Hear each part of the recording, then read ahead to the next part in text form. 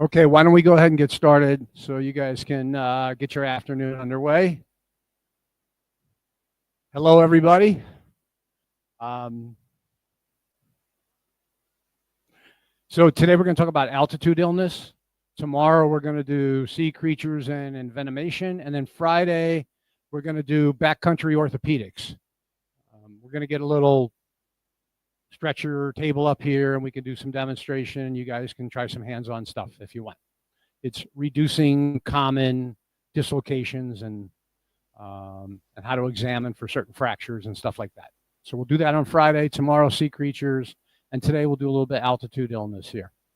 Has anybody traveled and done any travel above, let's say, 8,000 feet? That'd be like 3,000 meters. So somebody in the back. Pardon? Yeah, so Denver's at 5,000 feet. If you go up to any of the ski resorts, you're at least at probably 8,000. And if you go to some more, you're at 10 or 12,000. So traveling and visiting areas like that, you're at risk to develop acute mountain sickness and some of the other altitude related illnesses. They can be prevented. We're going to talk first we'll talk about what they are, what differentiates acute mountain sickness, high altitude cerebral edema, high altitude pulmonary edema. So those three. And then we'll talk about what you can do to assist with acclimatization to prevent those. So we'll do a little bit of physiology here. Again, kidneys are important because they help regulate some of your respiratory response by creating a metabolic acidosis. So it drives you to create a respiratory alkalosis, which makes you breathe faster. And at altitude, because of falling oxygen levels, or falling oxygen pressure is a better way of putting it, by breathing faster, you can maintain your blood oxygen level. So we're going to talk a little bit about that stuff today. This is, again, designed to be like maybe an hour and a half, 2 hours. We're going to fly through some of this stuff. We'll try and finish it in an hour. There'll be some stuff that I'll just kind of skip over because maybe it's a little redundant, because I'd like to get to the end of it and be able to do this in about an hour. And again, just flag me down if you have any questions.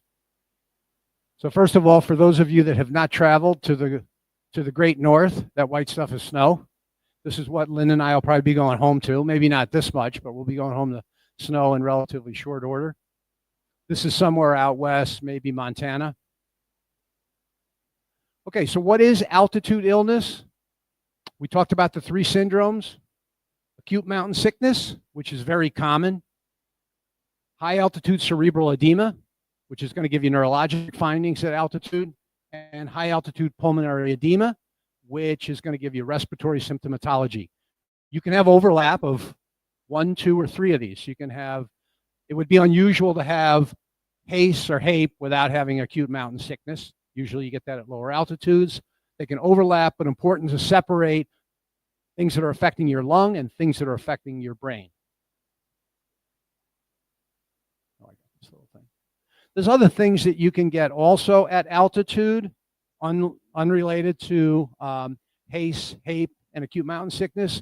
Certainly retinopathy, retinal hemorrhages. I don't know if anybody's ever seen that. I think it's on Netflix. It's called Meru, M-E-R-U. It's about a team that treks up to high altitude in the Himalayas, and it talks about, and a lot of these symptomatology occur there. So if you're ever looking on your vacation, you have some downtime, it's a really interesting flick.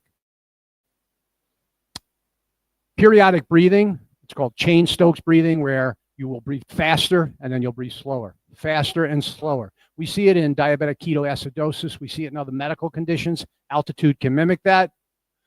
Dry eye, which is extremely common because the higher you go in altitude, lower humidity, tend to dry your eyes out. That would be something I would tell you if you're going to be traveling to high altitude. Take some lubricating eye drops, something like Sustain or something like that. Visine is not a lubricating eye drop. Visine constricts blood vessels. You want something that's a lubricating drop, and you can also take mineral oil or omega fish oil. That kind of thing will help with dry eye at altitude. It's normal to develop a cough at high altitude too. Again, just because of the dryness at altitude, your lungs dry out a little bit, you can develop an irritative cough. And then if you have underlying pre-existing conditions like cardiac disease, hypertension, you're likely to have some exacerbation of those conditions. We're not going to focus too much on these. We'll focus on the other big three, but these are some things that you can see. Okay, so what causes high altitude illness? Hypoxia. What's the normal oxygen concentration in normal air? 21%, so 0.21. The rest is mostly nitrogen and then other inert gases, CO2, et cetera, but oxygen, 21% at sea level. So your barometric pressure, oxygen is 0.21. As you go up at 3,000 meters or 900 feet above sea level, it's about 2/3 of that. At 5,500 meters, it drops to about half of that. And then at Mount Everest, it's about 1/3 of that. For those of you that have seen any of these kind of Everest trekking movies, et cetera, anything above 23, 24,000 feet is the death zone. If you are not properly acclimatized to that altitude, you're not going to last too long. So here's a question for you. What is the oxygen percent at 5,500 meters? Remember we said it was half at 5,500 meters if it's 21% at sea level. 10.5. So he took 21 and divided it by 2. The answer is 21%. There's always 21% oxygen in the atmosphere as you go up. It's just that the barometric pressure decreases as you go up. There's less. Think of the atmosphere as pushing down on you at sea level. You're at 1 atmosphere, 21% oxygen. I go up 5,000 feet. It's still 21%, but there's less of a pressure. So the pressure gradient is less than it is at sea level. And that's why the number of molecules of oxygen is less, but it's always 21%. It's a good trick question. He fell for it. No surprise, no surprise. So you can see along the bottom is barometric pressure. 760 is sea level. As you go up in altitude, your barometric pressure is going to drop. Again, remember the blue, the schematic on the right, red signifies oxygen, blue is nitrogen. So the concentration is always the same. As the barometric pressure falls, the percentage stays the same, but the actual absolute amount of oxygen goes down. Make sense? Here's some examples of where that might be. Denver, Colorado at about 5,000 feet. You can see that barometric pressure drops from 760 down into probably mid 600s. When you're on a commercial aircraft cabin, even though it's pressurized, it's the equivalent of being at 8,000 feet altitude.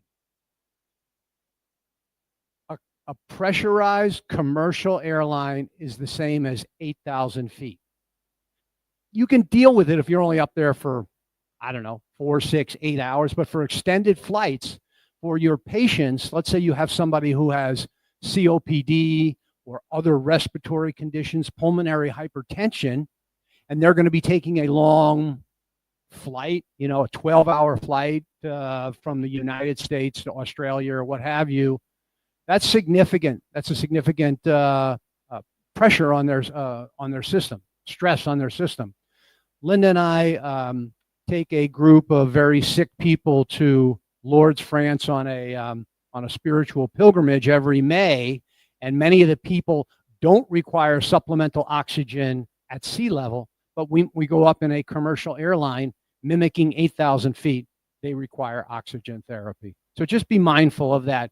If you have friends, family, relatives, patients who are brittle with their respiratory status, going to be traveling in, that's the same as 8,000 feet. We mentioned ski resorts, typically above that. Mount Everest, you can see you're way up there. The oxygen concentration remains at 21%, but the absolute oxygen in the air is much, much less than that. Again, some schematics here. I was talking, where is he? I was talking with Henderson before. That's why people will train if they're going to Mexico City to play in a football match or a soccer match. they'll train at altitude because they're at nearly 7,500 feet. That's going to be a significant. I think La Paz is maybe the highest capital. I think La Paz is the highest international capital as far as altitude is concerned. And again, you can see Mount Everest just kind of dwarfs the rest of these areas. So there's another situation that's occurring in addition to altitude affecting the amount of oxygen available. As you breathe in oxygen, right, you take it into your lungs, the pressure of the oxygen is going to decrease as it goes from atmospheric air to your alveoli, into your arterial blood, into the tissue capillaries, and into the mitochondria. That pressure is going to fall. So let's say we said it's 760 millimeters of mercury at sea level, 21% of that. As you go down, it's going to drop and drop and drop as you go further down this cascade to get to the cellular level. So here's a little bit of a schematic on that. Again, at sea level, your atmospheric pressure is 760. 21% gives you a pressure of oxygen of 159 millimeters of mercury. You can see that here, right? That's the starting point of oxygen cascade. So everything else being equal, 159 millimeters of mercury. That's the starting point. As the oxygen moves down to get to the cellular level, it can drop as low as 5 millimeters of mercury at the cellular level. That's why if you're impacting this 159 as you go higher and higher at altitude, by the time it gets to the cell level, it's going to be significantly less than the 5 millimeters of mercury there. And that's why you go into an anaerobic state. The cells, the mitochondria, are not getting the oxygen they need. That's why supplemental oxygen can be very, very beneficial when you're at altitude. Understand? Okay, so why do some people get acute altitude sickness and others don't? First of all, just like we said the other day with heat exposure, acclimatization is very important. How many days did it take to acclimatize to heat? 10 to 14. So let's just say, just shy of 2 weeks. There's a couple of different acclimatizations going on at altitude. But if you go too high, too fast, when it comes to altitude, you're likely going to develop one of these syndromes. So altitude illness is determined by the absolute altitude reached and how quickly you go up. Genetic factors play an important role in this and your individual physiology. And then age, gender, fitness, actually not that much of effect. You can have people that I've seen cases where people are very fit, they're physically fit, they exercise, they're fitness instructors, et cetera, et cetera. They go to altitude and they get sick. And then somebody else who maybe doesn't exercise goes there and they don't have much symptoms at all. Maybe they both acclimatized about the same, but so fitness doesn't particularly protect you from this. Not to say that being fit isn't a good thing, but it's not going to necessarily protect you. Genetic factors play a big part in this. Age, you would think, again, I always say the extremes of age, the young and the old are more susceptible to these things. Probably still stands true here, but it's not as much of a factor as you would think. And gender, no impact. So acclimatization, there's a couple things going on here. Time makes a difference in this. The ventilatory response is kind of your first phase of acclimatization.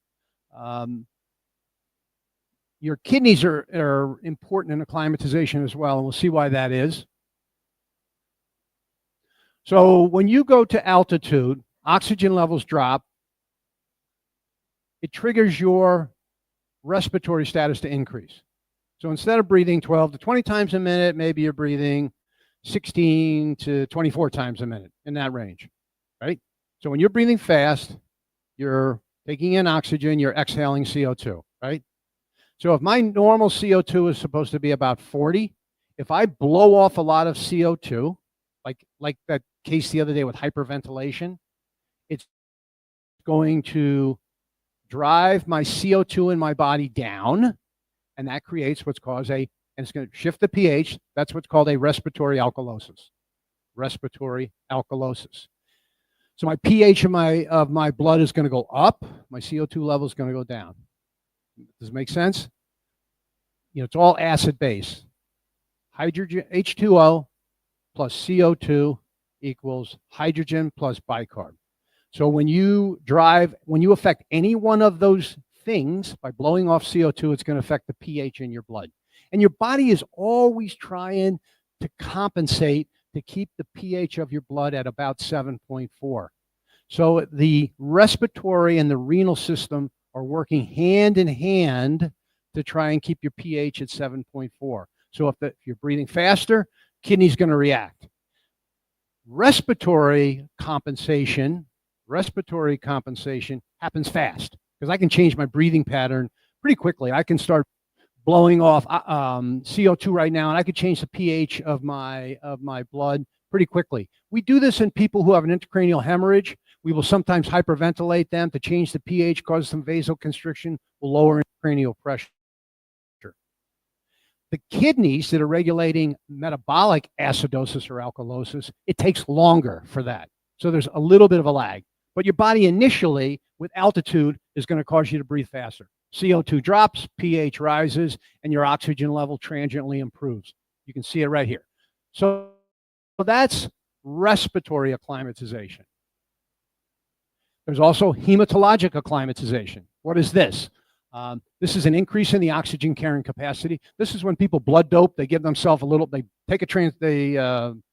they do an auto transfusion. They'll take a unit of their blood, they'll take it out of their system, and then they'll let their body compensate. They'll take iron or B12 or folate or whatever. Their H&H will go back up to normal, and then they'll self-transfuse their own blood. That's blood doping.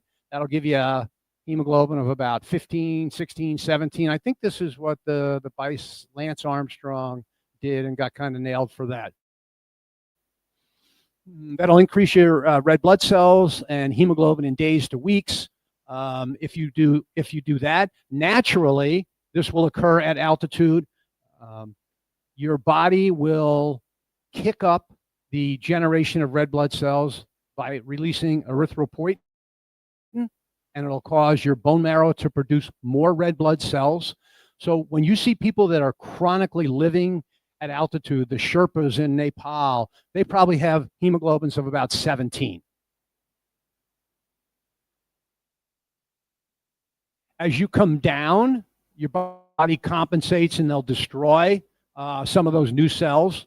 It's called neocytolysis, and stress of altitude will cause erythropoietin to make more cells. One of the things that's important with this, that's why it's important to keep yourself really, really hydrated. For patients that have elevated platelets, elevated red blood cells, they're more, just imagine the viscosity of their blood is higher, more prone to have blood clotting, sluggish blood flow. This is why you can have a thrombotic clot at altitude if you're a little bit dehydrated and your blood platelets or your blood red cells are elevated. So we talked about ventilatory acclimatization. That happens pretty quick. That can prevent the acute mountain sickness to a degree if you properly acclimatize. So there's a medication, Diamox, carbonic anhydrase inhibitor, that's going to create a metabolic acidosis, and it's going to trigger you to breathe faster. So it mimics altitude. And we'll talk a little bit about how you take this and to acclimatize yourself. But this would be one of those things that if you were going to be traveling to altitude, let's say you were going to Machu Picchu, or you were going to be spending time in the Sacred Valley or in Cusco at altitude, 12,000 feet, you'd want to have some Diamox and take it a day or two before you go. Take it a day or two while you're there, and then you can stop it because you've properly acclimatized. So it also increases brain blood flow and helps prevent acute mountain sickness and cerebral edema. Is it more severe the higher you go and the faster you go? Yes and yes. So you need to take your time going up, and that's why when you go on these trekking trips, they usually map out the amount of altitude change that you do in any 24-hour period of time. The ideal thing is to climb higher and then sleep lower. climb higher, sleep lower, so that your body's acclimatizing, and then you come down and you sleep at a lower altitude. I think we have a schematic of what a trek to Mount Kilimanjaro might look like. The faster you go up, the more problems you're going to have. Usually it's going to occur in the first 3 days. Talk about the symptoms, physical findings, differential diagnosis. It's a lot like a hangover. I'm sure none of you in this room have ever had a hangover. But if you have, then you're very familiar with this.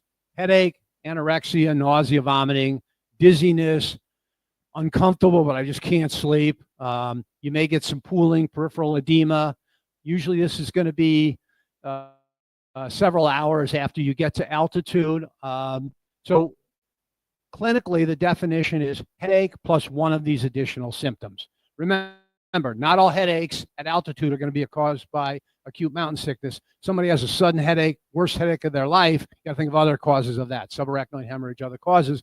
But if they have headache, nausea, vomiting, and it kind of fits with the clinical scenario of rapid ascent with improper acclimatization, that's gonna likely be the diagnosis. So when you go, if you're going on a trip and you go up to 8,000 feet, first thing you should do when you get there is drink lots and lots of fluids, lots and lots of fluids. You should avoid alcohol in the first 24 hours of any kind of altitude, and don't eat that much, because when you eat, blood gets diverted to your digestive tract and it can make things worse. So if you're going to any kind of altitude, keep yourself well hydrated, stay away from the booze for the first day or so, and I'd stay light on the diet, particularly if you do get sick and you're gonna have a little anorexia or nausea, vomiting. Better to just have a little bit of an empty stomach.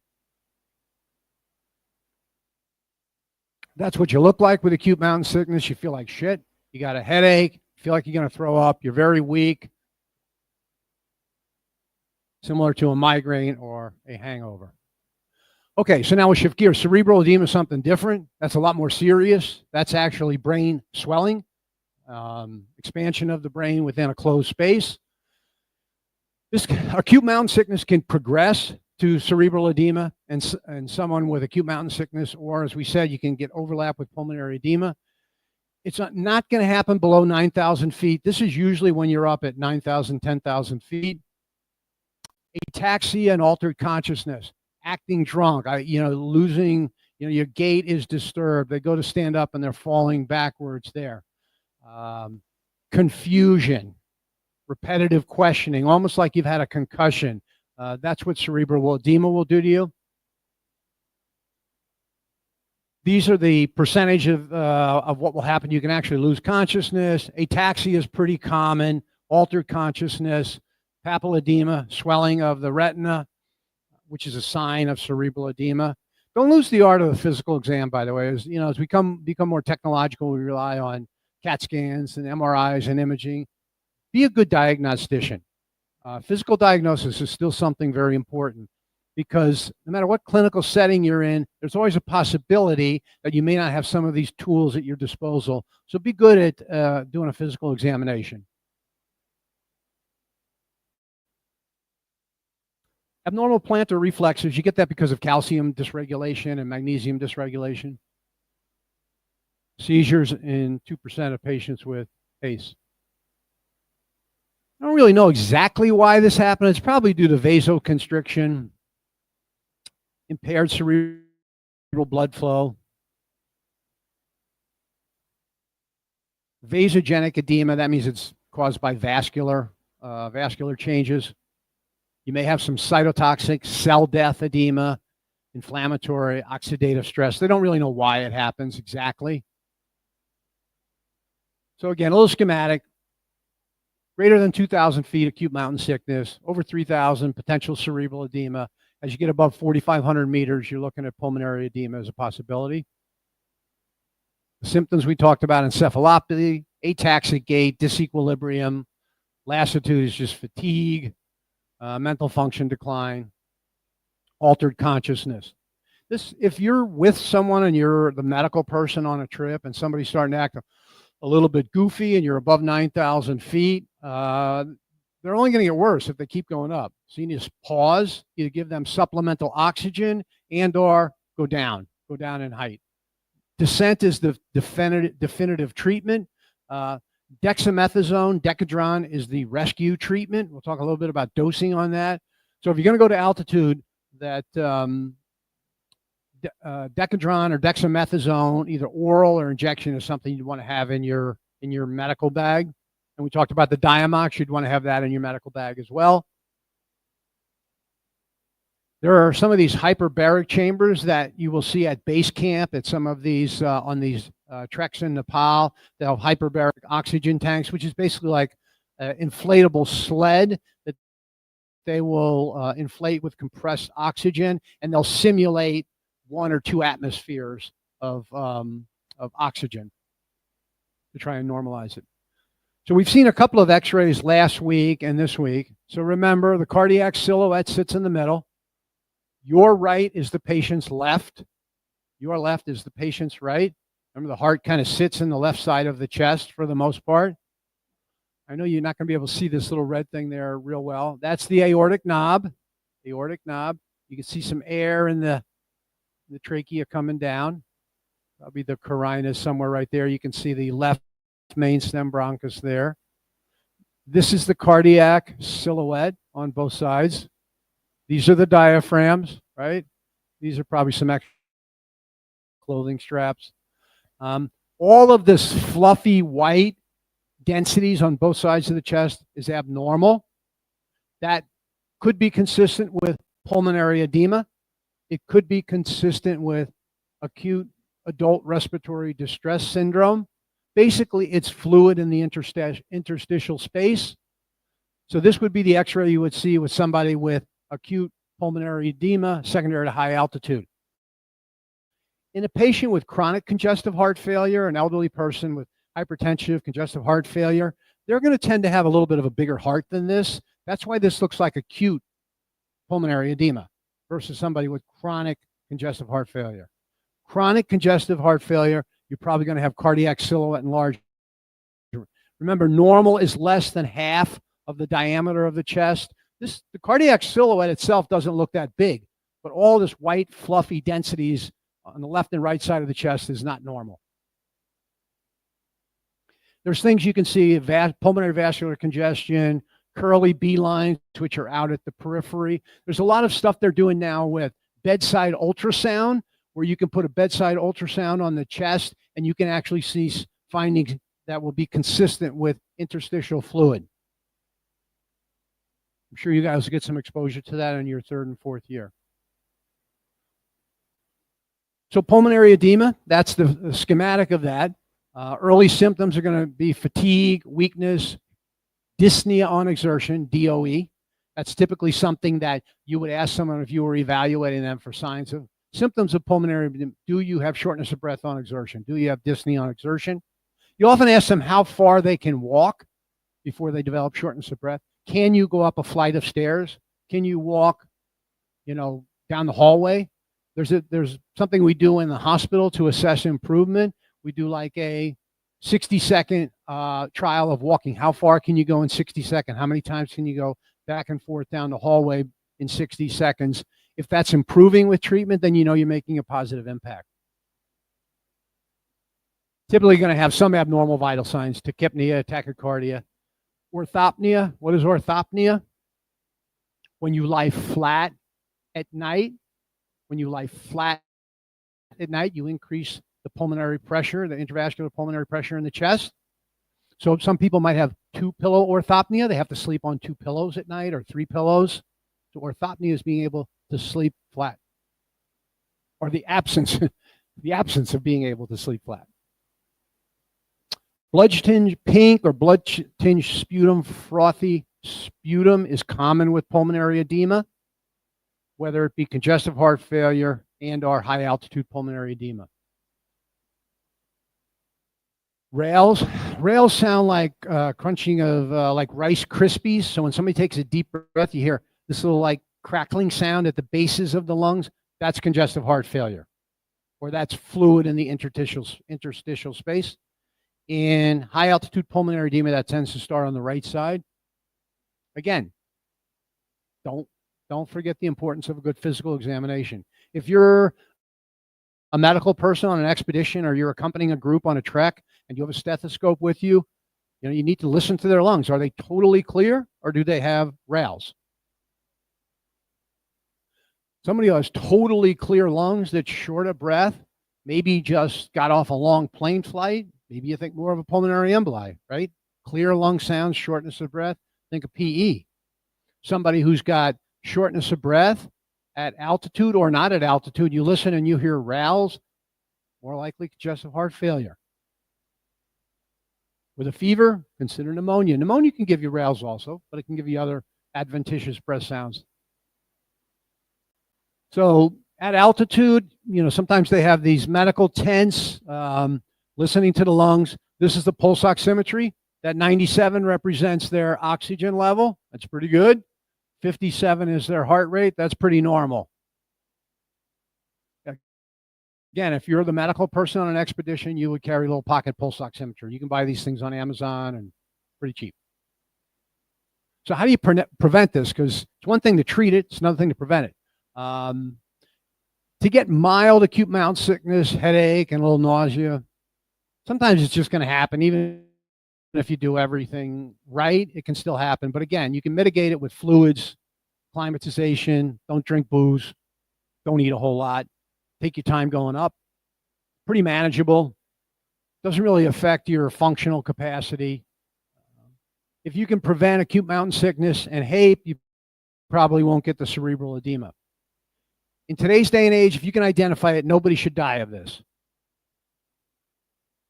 So who's more at risk? If you sleep at a higher altitude, so let's say you ascend and you get to 10,000 feet, it's your first day, you high climb, you sleep there, you're probably going to have a problem.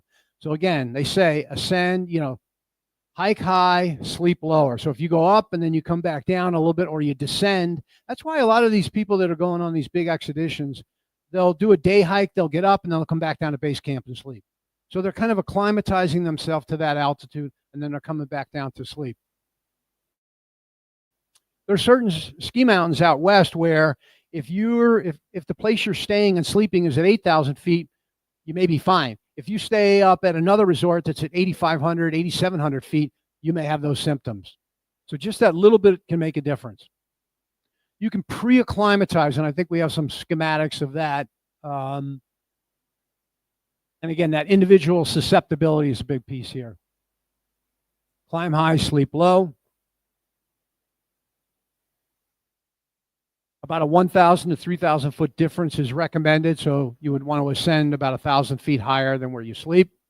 Stay hydrated, 2 to 4 liters. Remember, your respiratory rate is going to be faster. So you can be blowing off not only CO2, you're blowing off water. Tend to get dehydrated. So your fluid demands are going to be higher. You can get these kind of things. You can actually, this is pretty cool. It's a altitude tent sleeping. So let's say you were going to spend, I don't know, lots of money to go on one of these trekking trips to Nepal, right? You don't want it to get ruined by getting sick and not being able to complete your journey. So people can actually get these things. You can buy these things or you can actually rent them. So here you can rent this tent for about $600 or $700 for a month. So you can pre-acclimatize yourself. Athletes do this if they're going to be competing at altitude.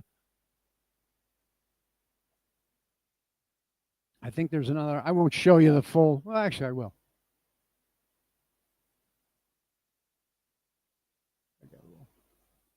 See, I don't even know where I got a Mile High training. You can get a tent package. It gives you a bunch of different stuff here. All different kinds. And that's going to acclimatize you to high altitude.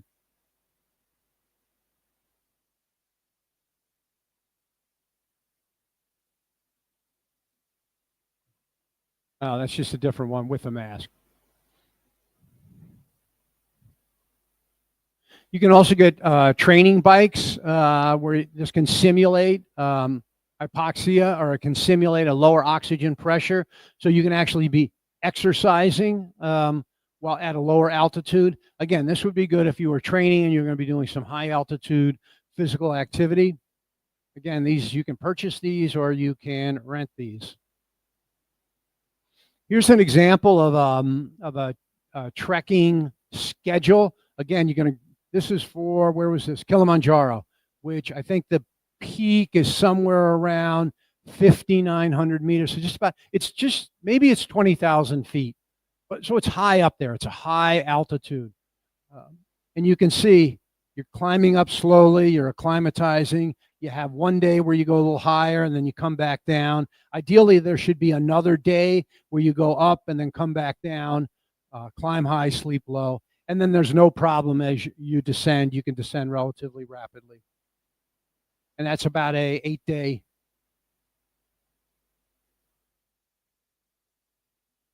So again, these are the things that we'll talk about prophylaxis here. We talked about hydration.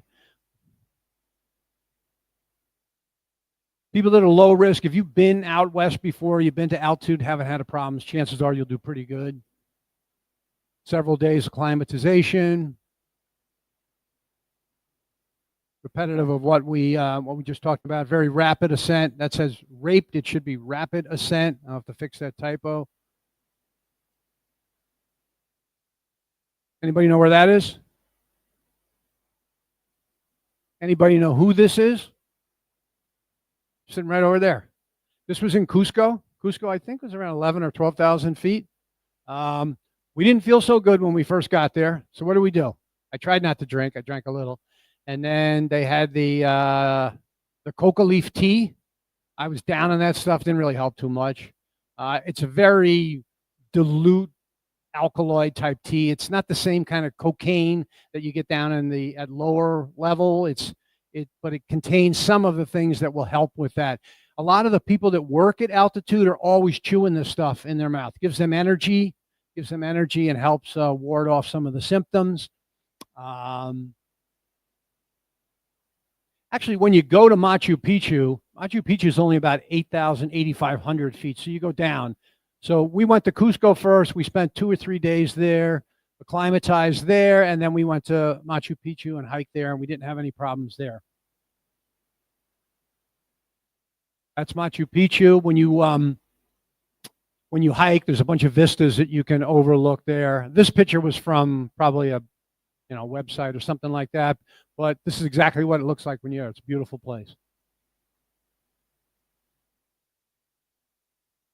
Safe ascent. So just kind of in summary, risk assessment. If you're doing a assessment of a team that's going to be doing ascent, you want to take that history. Have you had problems before at altitude? And if so, what were those problems? Little acute mountain sickness. Okay, we can deal with that. Oh, you had high altitude cerebral edema. Okay, let's see what we got in our kit and let's put a plan together for you. Remember, we said physical fitness is not protective. Good to be fit, but it's not necessarily going to protect you from this. Someone starts to have symptoms, you should probably address those early on. Don't ignore them. Rest, immediate descent. Never leave a sick person alone, because let's say if some mild symptoms, you say, okay, we're going to hike up, you hang here. That's the person who, if they develop any kind of confusion, ataxia, they could have a serious fall, or they could get lost. So some of the meds you would take with you, acetazolamide, down here on the bottom right. That's Diamox. Comes in 125 and 250 milligram tablets. I always carry the 125s with me. And then maybe I'll take them for, let's say I'm going out, I'll take them a day before, take them on the plane going somewhere. And then for the first day or two I get there, I'll take the Diamox. I'll have the dexamethasone or the Decadron with me, and I'll only take that if I'm starting to get a little bit of a headache or starting to feel really shitty. Ibuprofen, always good to have, non-steroidal, anti-inflammatory. I like naproxen, which is a leave, is Q12 hours versus every 6 to 8 hours. Ginkgo biloba, no definite evidence. Aminophylline, which we sometimes gives to increase your respiratory rate, doesn't work. Gabapentin, sumatriptan, which we treat migraines with, none of that works for acute mountain sickness. So this would be on one of your travel kits if you were going to be going to altitude. You'd have some dexamethasone tablets, 2 milligram. You'd have some Diamox, and you'd have some ibuprofen. Other things that have been tried that don't really work, antioxidants, aldactone, which is basically a diuretic. It's a potassium-sparing diuretic. Phosphodiesterase inhibitors. We use that for pulmonary hypertension. Sildenafil, relax smooth muscle. Nifedipine, which sometimes we use for pulmonary hypertension. That doesn't necessarily work. Magnesium leukotriene blockers, they've been tried, don't really work. This is the coca leaves, drinking coca tea. Does it help? Well, let's see if it helps.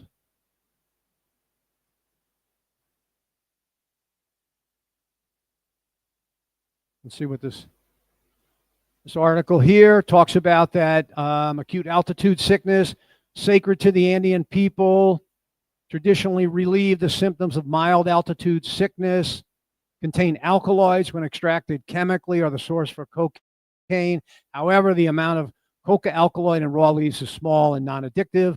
A cup of coca tea prepared from 1 gram of coca leaves contains approximately 4.2 milligrams of organic coca alkaloids. You're not going to get high or have any of that kind of effect from it, but maybe it'll help with the headache. Sorry, I thought there was a video on that one. And you're really not supposed to leave with that when you leave the country in your plane bag. I accidentally threw some in there. I didn't get caught, but you shouldn't really be doing that probably. So here we talked about the treatment for mild rest, go down in altitude, analgesics. Oh, Zofran or ondansetron is a good thing to have in your bag too. It's a great antiemetic. If you get any kind of food poisoning in your travels, nausea, vomiting, or if you have acute mountain sickness, Zofran or ondansetron is good to have with you. It comes in 2 4 milligram tablets. The ODT will dissolve under your tongue. That's definitely a must to travel with. Again, most of these, whether moderate to severe, you need to descend. Dexamethasone, consider moderate to severe. Low risk, we talked about, no prior history, a couple of days to acclimatize.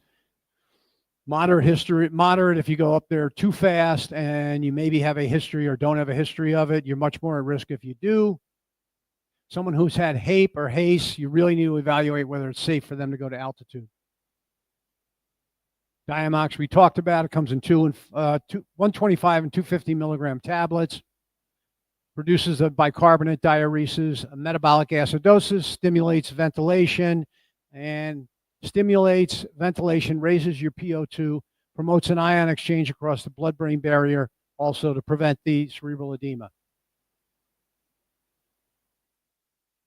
Some of the side effects of acetazolamide, you can actually get a little myopia.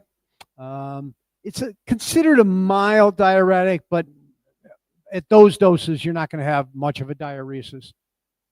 If you're breathing too fast, remember we talked about that hyperventilation syndrome, carpal pedal spasm, perioral numbness. You can get a little bit of paresthesias and a metallic taste in the mouth, generally pretty mild and self-limited.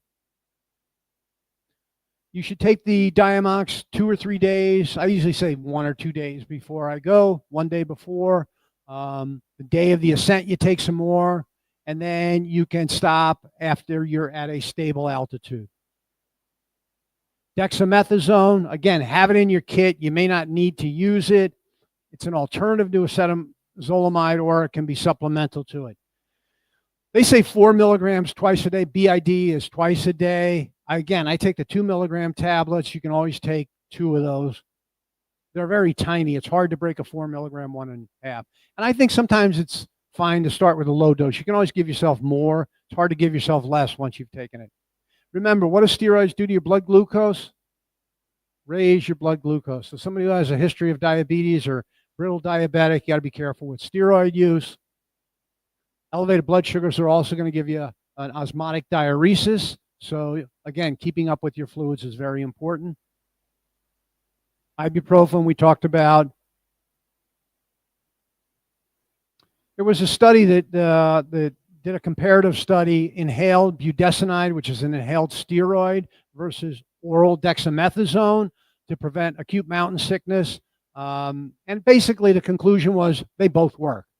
I think it's easier to carry a little thing of tablets as compared to a inhaled budesonide metered dose inhaler.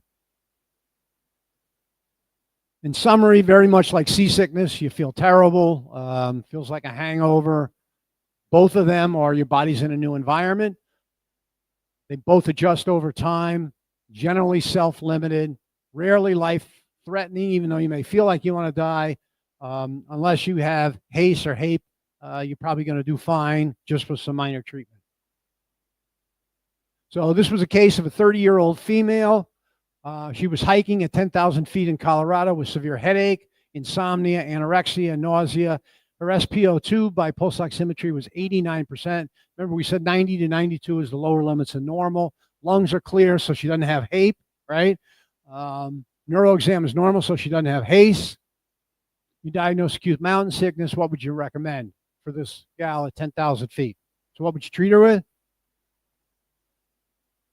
Treat her symptoms, right? Probably give her some ibuprofen, plenty of fluids. If you could, you give her a little bit of oxygen. Maybe you go down from 10,000 feet. You hate to ruin somebody's vacation and have them be sick. So if you can be wise about this, you hate to ruin your own vacation. So if you can be wise about this and avoid this stuff from happening, that's ideal.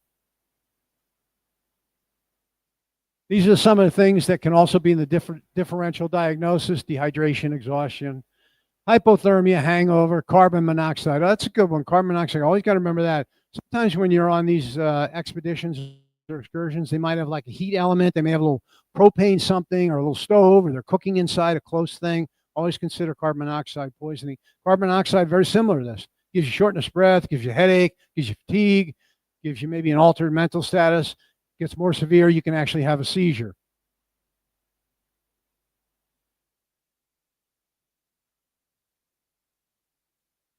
So again, having in your medical kit the things we talked about. If you're going to be really going to altitude, you should probably have. You can buy, if you're out in Breckenridge, Colorado, you can go into these like oxygen bars and get a brief oxygen therapy if you have a bad headache. Probably works for a hangover too. That was that hyperbaric tank we were talking about. You basically put somebody in, you insulate it with high flow oxygen, and you create basically a sea level condition inside there. Put them in there for a couple hours. Symptoms are going to improve. You're going to give them ibuprofen, Diamox, some steroids. And you can also use this as a sled to get them down the mountain too. So what did that one person have? If we ignored those symptoms, the one that had the acute mountain sickness, we keep going to altitude. They go up to 2,500 or 12,500. They get ataxia and confusion. Now they have high altitude cerebral edema. And again, that's a much more serious condition. That person, you want to get down from altitude, either use hyperbarics or go down from altitude, give them a good hefty dose of steroids, oxygen, so that answers all the above. That's essentially any kind of cerebral edema. Remember, your skull is the closed space.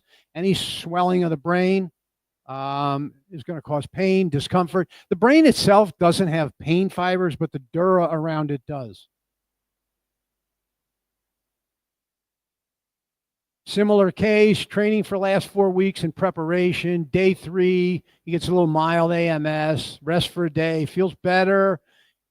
He lost a couple of days on his trip, so he busts his hump, gets up even faster. On day 5, he goes up 2,000 meters. That's a 6,000 foot gain. That night, confusion, mild ataxia, shortness of breath, cough. He's got HACE and HAPE. He needs to get down quickly. That's his x-ray. Remember we said rails predominantly in the right axillary area. That's an x-ray of somebody with high altitude pulmonary edema, more notable on the patient's right lung. Pink or blood tinged sputum, that's a late finding. A basin, Arapahoe Basin, is in Colorado, right on the Continental Divide. The top is somewhere around 13,000 feet. Children are at a greater risk for this. Even though we said age wasn't a big thing, children are at risk. This little lovely girl, here's my granddaughter. She was probably about 5 at this age. My son took her out to A Basin. We got this, I think we were there with her. Yeah, got this picture. She did really, really well because she's a maniac and a good skier at the age of 5. Now she's 6, going to be 7. Still loves to ski. But children with risk factors like cardiac defects, cystic fibrosis, cardiomyopathy, et cetera, they're at greater risk at altitude. Other things you need to consider, just because somebody's got pulmonary edema symptoms at altitude doesn't mean they didn't develop a pneumonia, doesn't mean they're not having an asthma attack. So again, physical examination, history is very important. We talked about treatment. Prevention is your best treatment. take-home message, prevalence is low. Pathophysiology, you want to get them down to normal pressure as fast as you can. Weakness, decrease in exercise performance. You want to treat them with oxygen. Nifedipine, sildenafil don't particularly work great, but you might have those in severe cases. You might try and throw the whole kitchen sink at them. So these are the things you want to have in your medical kit: Diamox, dexamethasone, Zofran, ibuprofen, this albuterol, salmeterol. They're just basically pulmonary dilators. Tylenol, good to have, and a pocket pulse oximeter. We talked about dry eye, have a lubricating. Sunscreen is really, really important at altitude. The air is thinner, you're much more likely to get burnt, so you want to have at least an SPF 50. Polarized eyewear, you don't want to get a retinal burn. Retinal, I don't know if anybody's ever had retinal burn. It's similar to what arc welders get if they're not using proper protective.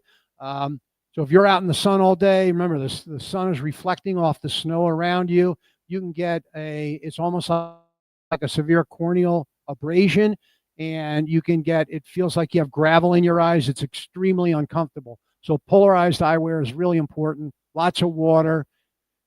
Anytime you're on an expedition, you should have an EpiPen, or if somebody has a known history, they should have their EpiPen with them. We talked about the antihistamines. You should always have those in your kit. Imodium or loperamide for diarrhea. Antibiotic of choice, I usually recommend the Z-Pak and doxycycline. Electrolyte replacements, aspirin, all this stuff if you're going to be doing on any extended trekking episode.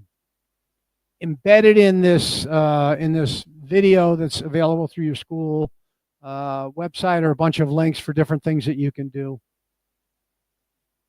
All right, any questions? This is in Yellowstone Park in the wintertime on a snowmobile trip. Beautiful, you ever get a chance to do that.